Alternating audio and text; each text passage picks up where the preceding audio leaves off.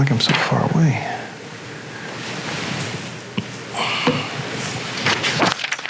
Good evening. Okay, mic's working. I am very far away, aren't I? Yeah, I need to go fix that.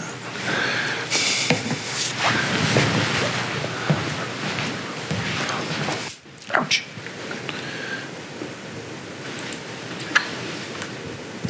Shocked me.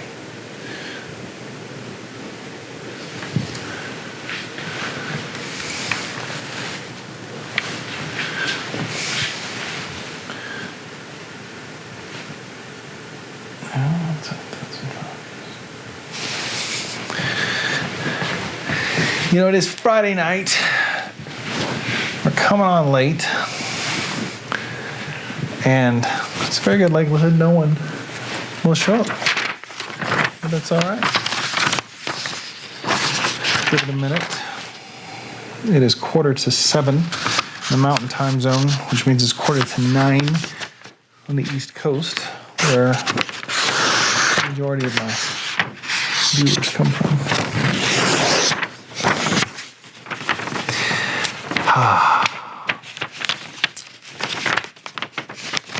It's Friday night. People are starting to go out again. Are you tuned in? There you are. I gotta get off this Walters. Susan Bradford. You just had an anniversary. Happy anniversary, Bradfords. You've been married for like 25 years? 27 years? I don't know.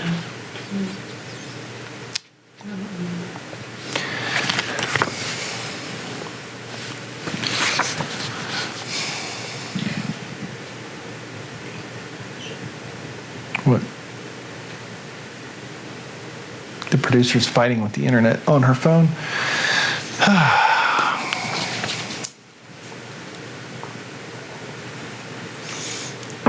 Well, Susan, it looks like it's just the three of us. How are you doing? Ooh, Sarah Gambino's here. Let's get started. Good evening. Welcome to Reading Things with a Southern Accent 2020, episode number 59. We're almost to 60. Huge, huge number. We didn't read last night. I think the last time we did was Wednesday. We wrapped up Pride and Prejudice from Jane Austen. We're kind of doing 2-week stints of each author or each subject matter. What was the one that was suggested the other night? Beowulf? No, the random owner's manuals. Owner's manuals. So maybe we'll do owner's manuals. But somebody suggested Beowulf. The producer has suggested Sherlock Holmes. We'll see what happens, what we come up with next. But tonight we are kicking off our first reading from the novel Emma. Emma, the novel, was first published in December of 1815, so 2 years after Pride and Prejudice, and she died in 1817. Was she young when she died? She was young when she died. Okay. Little backstory on Emma. Emma, by Jane Austen, is a novel about youthful hubris and romantic misunderstandings. It is set in the fictional country village of Highbury,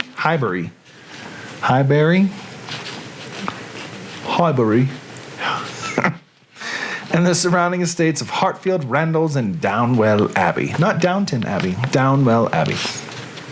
And involves the relationships among people from a small number of families. This novel has been adapted for several films, many television programs, and a long list of stage plays. Emma Woodhouse, the protagonist of the story, is a beautiful, high-spirited, intelligent, and slightly spoiled young woman from the landed gentry. She is 20 when the story opens. Here we have the book Emma that we picked up at Next Page. Is it just Next Page or The Next Page? The Next Page on Main Street, Frisco. They're open. They're selling books. If you have any literary needs, you should go visit The Next Page. We paid full price, didn't get any discounts to say that. Just disclaimer. I'm going to start. The producer decided it was a good idea to start at the very beginning because we're introducing the story here. So we are chapter 1, first page, first 2 pages. Chapter 1, Emma.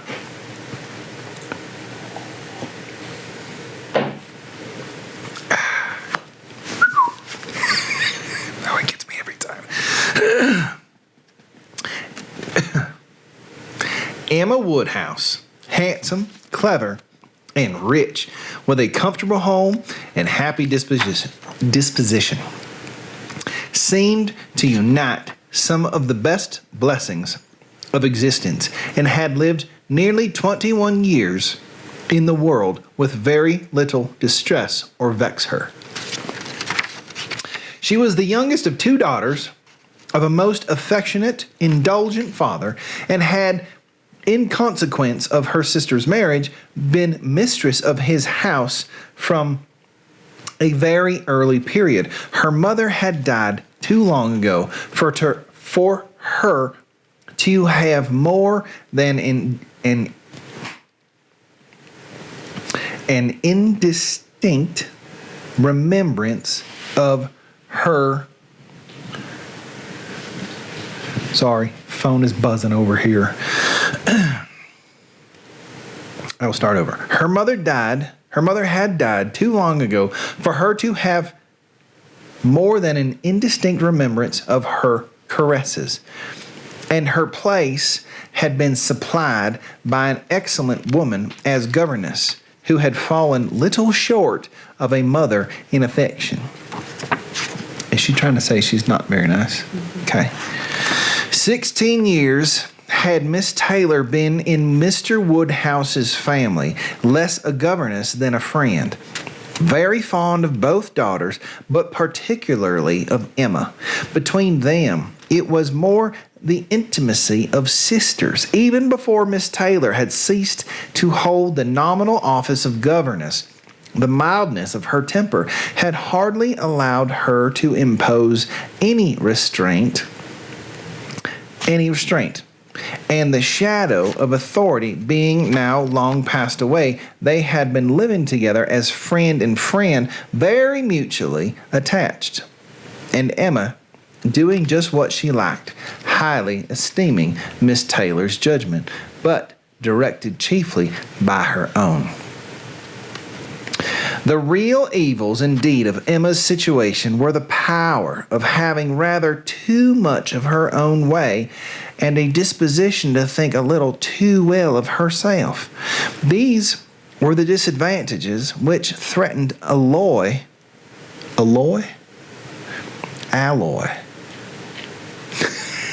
which threatened alloy to her many enjoyments. The danger, however, was at present so unperceived that they did not by any means rank as misfortunes with her. Sorrow came, a gentle sorrow, but not at all in the shape of any disagreeable conscience. Miss Taylor married. It was Miss Taylor's loss which first brought grief. It was on the wedding day of this beloved friend, Emma, that Emma first sat in mournful thought of any continuance. The wedding over and the bride people gone, her father and herself were left to dine together with no prospect of a third to cheer a long evening. Her father composed himself to sleep after dinner, as usual, and see, I read these cold, and I don't know what I'm doing.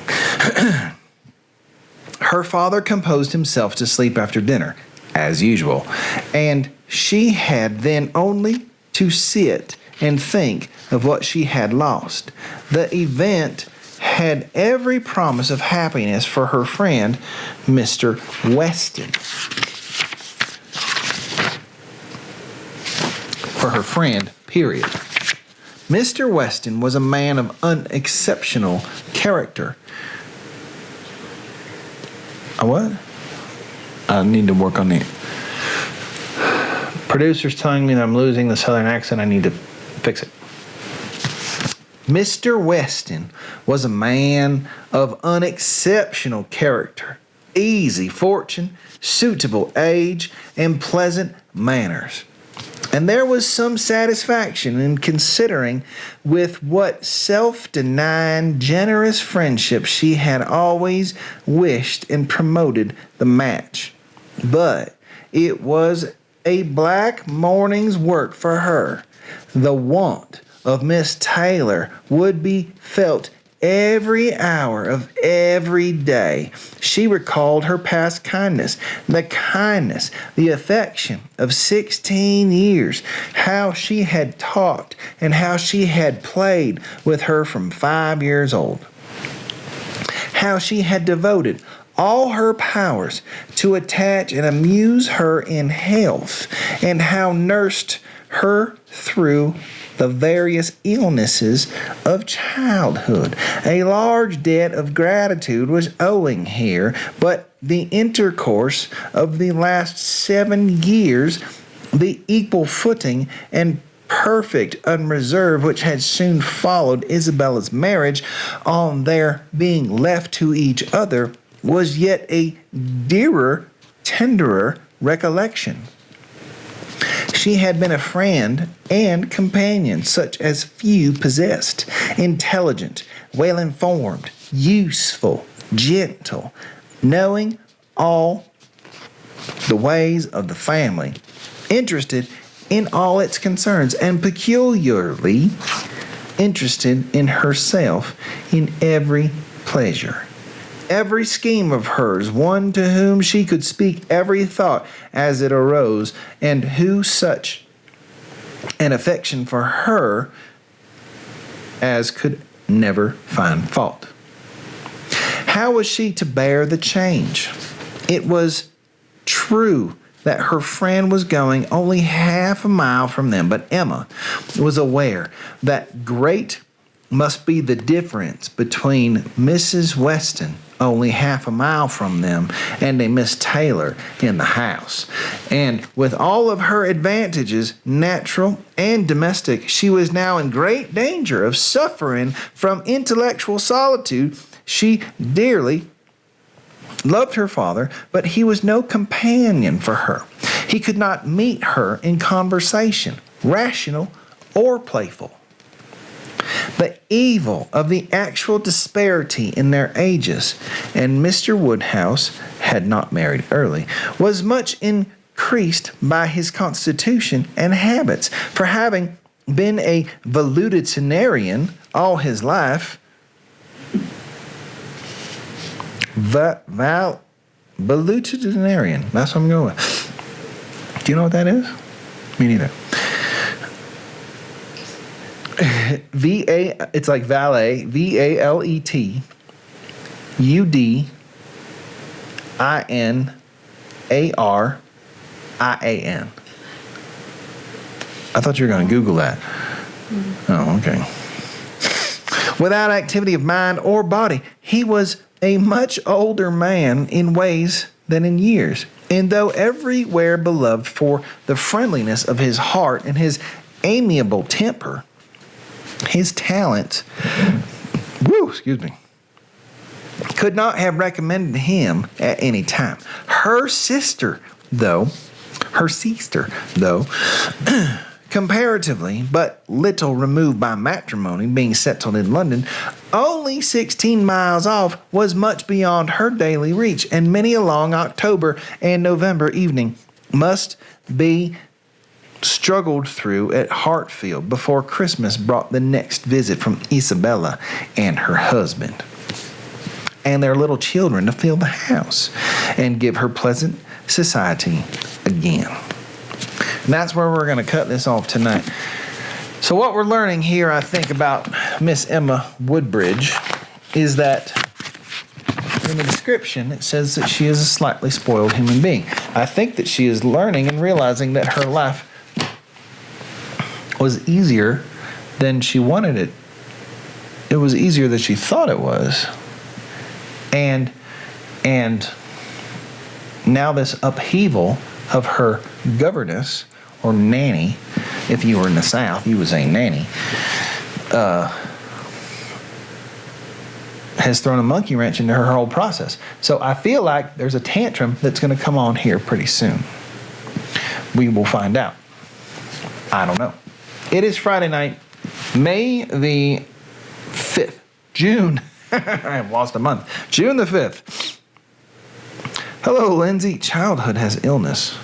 Yeah. Brad Hefner. How you doing? Brad Hefner went to Stanford University with me. So